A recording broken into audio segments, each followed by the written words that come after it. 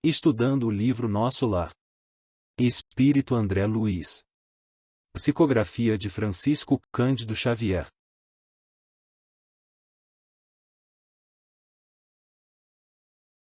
Considerações iniciais. Chegamos agora no capítulo 17, e já conseguimos perceber quantas informações estão contidas nesse livro.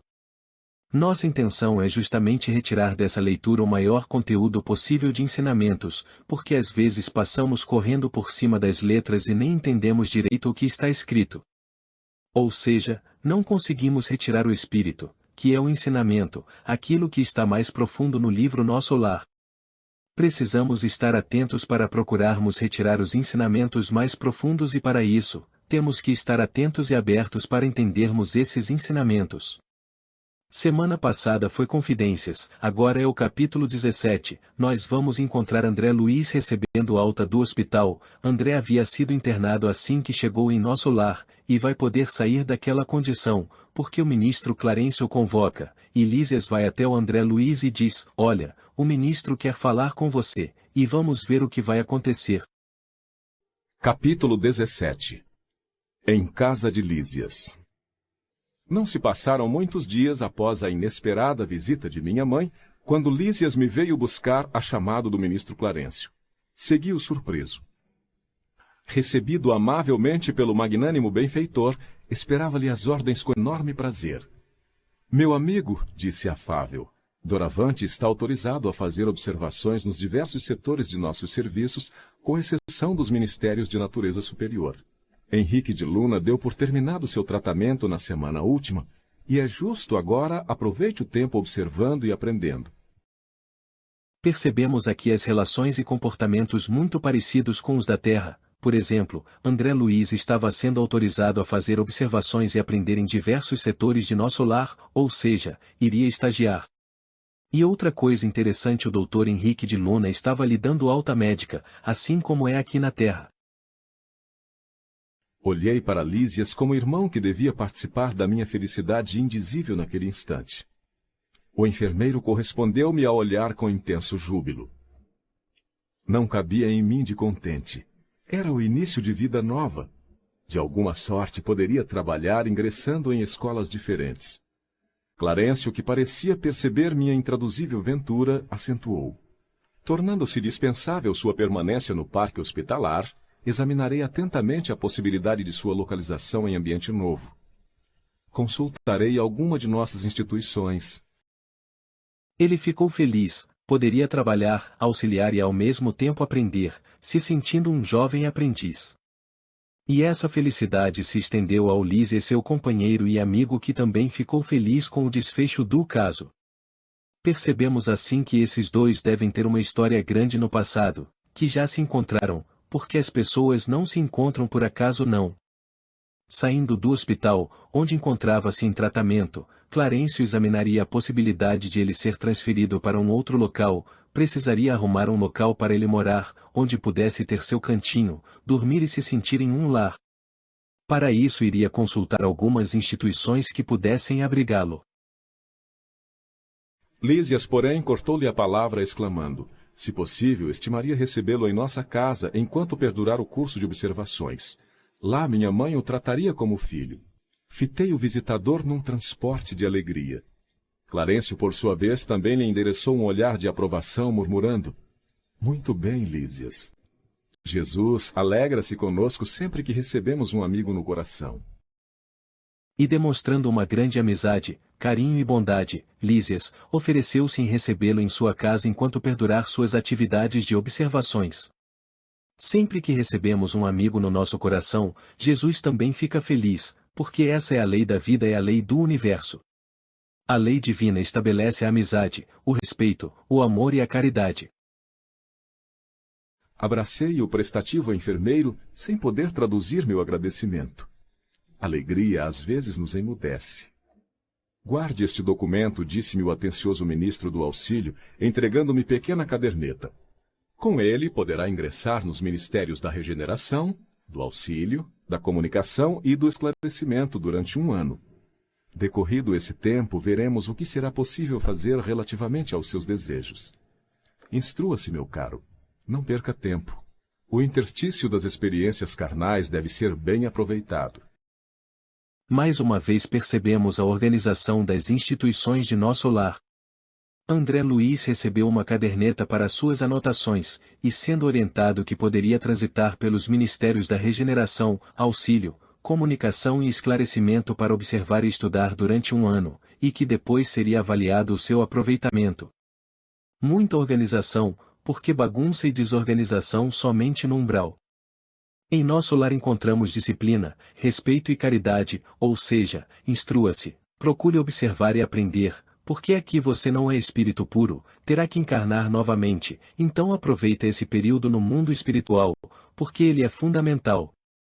Pois, o tempo das experiências carnais deve ser bem aproveitado, não perca tempo. Lísias deu-me o braço e saí enlevado de prazer. Passados minutos, ei-nos à porta de graciosa construção cercada de colorido jardim. É aqui, exclamou o delicado companheiro. E, com expressão carinhosa, acrescentou. O nosso lar dentro de nosso lar. Ao tinido brando da campainha no interior, surgiu à porta simpática matrona. Mãe, mãe! Gritou o enfermeiro apresentando-me alegremente. Este é o irmão que prometi trazer-te. Seja bem-vindo, amigo, exclamou a senhora nobremente. Esta casa é sua. E, abraçando-me, soube que sua mãe não vive aqui. Nesse caso, terá em mim uma irmã com funções maternais. Lísias faz um trocadilho, dizendo: o nosso lar, dentro de nosso lar. Brincando com André Luiz. Muito interessante observarmos o carinho e as palavras utilizadas pela mãe de Lísias, palavras muito bem colocadas. Ela não disse, soube que sua mãe não vive aqui, e agora eu serei sua mãe, não falou isso. Seria indelicado, porque poderia passar a impressão de que ela está querendo substituir o lugar da mãe de André Luiz. Vejam a delicadeza dela. Nesse caso terá em mim uma irmã espiritual com funções maternais, ou seja, uma irmã mais velha com funções maternais. Percebemos a nobreza da mãe de Lísias. E é isto que Kardec diz, que no mundo espiritual vigora uma nobreza intelecto-moral. Quanto mais evoluído o espírito, mais preparado intelectualmente e moralmente ele é, assim o espírito vai adquirindo uma nobreza, uma grandeza e ele emana, ele irradia o respeito. Não sabia como agradecer a generosa hospitalidade. Ia ensaiar algumas frases para demonstrar minha comoção e reconhecimento, mas a nobre matrona, revelando singular bom humor, adiantou-se adivinhando-me os pensamentos. Está proibido de falar em agradecimentos, não o faça. Obrigar-me-ia a lembrar de repente muitas frases convencionais da terra. André Luiz ficou comovido com a hospitalidade recebida, e também percebemos que o fato de um espírito ser superior ele também tem bom humor. Não podemos pensar que a evolução espiritual é cara fechada. Tem muitos que acham que evolução espiritual é cara fechada e emburrada. Não. O espírito superior é nobre, mas tem bom humor, ele ri, ele brinca, é claro que são brincadeiras de bom tom, brincadeiras nobres, jamais brincadeiras ofensivas ou brincadeiras agressivas. Rimo-nos todos e murmurei comovido. Que o Senhor traduza meu agradecimento a todos em renovadas bênçãos de alegria e paz. Entramos. Ambiente simples e acolhedor. Móveis quase idênticos aos terrestres. Objetos em geral demonstrando pequeninas variantes. Quadros de sublime significação espiritual. Um piano de notáveis proporções, descansando sobre ele grande harpa talhada em linhas nobres e delicadas. Identificando-me a curiosidade, Lísias falou prazenteiro. Móveis quase idênticos aos terrestres? Claro. Por quê? Porque a colônia nosso lar está muito próxima da crosta planetária, a colônia não é uma colônia distante da crosta, ela não é uma colônia elevadíssima. Ela é uma colônia de transição, os espíritos que estão em nosso lar, na maioria irão voltar a reencarnar, a maioria está ali fazendo um pouso. É como uma ave migratória que está fazendo uma parada, está hospedada por alguns anos para poder voltar à crosta planetária. A colônia nosso lar é uma colônia de transição, então é natural que tudo em nosso lar seja muito parecido com o ambiente terrestre. Agora, à medida que vamos nos elevando, à medida que a colônia vai se espiritualizando, vai perdendo as características terrestres, vai ficando cada vez mais difícil comparar esses ambientes com o ambiente da crosta planetária. Mas, móveis? Como assim? Por acaso o espírito vai sentar no chão? Vai deitar em uma nuvem? Quem estiver com dificuldades para entender isso, vamos dar uma dica aqui. Quem estiver com dúvida com relação procure nas obras básicas, no livro dos médiuns, e procura lá o capítulo chamado, No Laboratório do Mundo Invisível, e outra referência está no livro A Gênese no livro dos Espíritos, e leiam os capítulos que falam da matéria. Existe uma substância material no universo que é o fluido cósmico, que é suscetível de infinitas combinações, assim existe matéria em infinitos estados vibratórios. Não existe matéria só aqui no nosso plano. O nosso plano é talvez o mais denso. Existe matéria em infinitos patamares, portanto existe matéria nos mundos celestes. Precisamos parar de achar que só tem matéria aqui no mundo corporal. Isso é um grande equívoco, e nós aprendemos aqui quando lemos o capítulo do umbral, o qual começa na crosta planetária, e aí damos risadas, porque todo mundo fica falando assim, eu tenho medo de ir para o umbral. Não, nós já estamos no umbral. O umbral começa aqui na crosta terrestre, nós já estamos. Podemos ir para um lugar pior no umbral, mas no umbral nós já estamos. A crosta já é o início do umbral. Não foi isso que aprendemos lá no capítulo do umbral? Temos que fazer um esforço para não piorar, mas quem ainda estiver em dúvida com relação ao corpo espiritual, as mudanças do corpo espiritual, o corpo, o espírito e o perispírito que também é um corpo, e é material, porém mais fluido, procura no livro Evolução em Dois Mundos, lá no finalzinho do livro, André Luiz vai explicar isso, que o perispírito é um corpo. Na verdade o nosso corpo físico é uma cópia do perispírito, assim ele é um corpo. Além do perispírito, André Luiz diz que nós temos um corpo mental, assim, temos um corpo físico, um perispírito e um corpo mental, esses corpos são materiais, o perispírito tem células, portanto é um corpo. Como vê, depois do sepulcro não encontrou ainda os anjos arpistas, mas aí temos uma harpa esperando por nós mesmos. Ó Lísias, atalhou a palavra materna carinhosa, não faças ironia. Não te recordas como o Ministério da União Divina recebeu o pessoal da elevação no ano passado, quando passaram por aqui alguns embaixadores da harmonia? Sim, mamãe. Mas quero apenas dizer que os arpistas existem e precisamos criar audição espiritual para ouvi-los, esforçando-nos por nossa vez no aprendizado das coisas divinas. Fazendo uma piadinha, Lísias faz referências às pessoas que pensam em anjos tocando harpas, morando em nuvens de fumaça, mas na realidade existem as harpas, mas quem vai tocar somos nós mesmos. Isso é muito bonito. Percebemos que quando desencarnamos, a vida continua, aliás esse é o título do último livro da série André Luiz. E a vida continua, com o mesmo ritmo, sem saltos nos degraus, onde cada um de nós encontraremos aquilo com que nos afinizamos. Em seguida aos conceitos obrigatórios de apresentação, com que relacionei minha procedência, vim a saber que a família de Lísias vivera em antiga cidade do estado do Rio de Janeiro, que sua mãe chamava-se Laura, e que em casa tinha consigo duas irmãs, Yolanda e Judite. Respirava-se ali doce e reconfortante intimidade. Não conseguia disfarçar meu contentamento e enorme alegria. Aquele primeiro contacto com a organização doméstica na colônia enlevava-me. A hospitalidade, cheia de ternura, arrancava-me ao espírito notas de profunda emoção. Aqui precisamos entender que André Luiz esteve esse tempo todo em tratamento, estava sendo atendido no quarto de hospital, e essa é a primeira vez que ele entra em uma casa em nosso lar, em um ambiente doméstico, assim ele deve ter ficado surpreso, ficou positivamente surpreendido. Encontrou um lar, o lar de Lísias e sua mãe Dona Laura, onde havia grande harmonia com intimidade de carinho e afeto. Esse é o amor familiar, o amor que deve reinar em um lar. Em face do tiroteio de perguntas, Yolanda exibiu-me livros maravilhosos. Notando-me o interesse, a dona da casa advertiu. Temos em nosso lar, no que concerne à literatura, uma enorme vantagem. É que os escritores de má fé, Os que estimam o veneno psicológico são conduzidos imediatamente para as zonas obscuras do umbral. Por aqui não se equilibram, nem mesmo no Ministério da Regeneração, enquanto perseveram em semelhante estado d'alma.